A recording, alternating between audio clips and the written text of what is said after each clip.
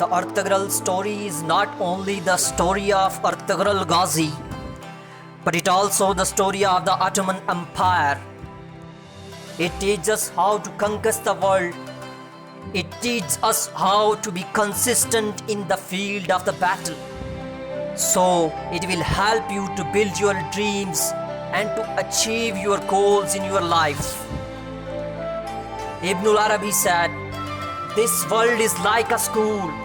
Each of us is tested separately and our only teacher is Allah." The Ertugrul said, "If your heart is pure, it cannot be influenced by any evils of the world." Kokchi said, "Hope is the best cure for the biggest problems. So face the hardships." The Ertugrul again said, "Victory is not ours, it belongs to Allah. As long as we follow Allah's path, nobody can bring us to our knees."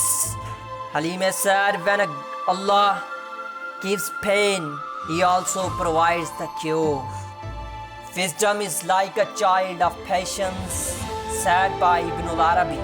The Ertugrul said, "If we are thankful for what we have, our heart will find peace." Ibn al-Arabi said, "The seed which is not willing to let its shell rot cannot bear fruits." You can identify the brave during the battle and good friends with their advice. Teli Demir said, "Despite all the evils in the world, we should plant seeds of hope." The Ertugrul said, "Patience is the cure for every trouble." Ibn al-Arabi said, "You need to feel the pain so that you can understand the pain of others." Ustad Azam said, "The greatest weapon is to know your enemy's language."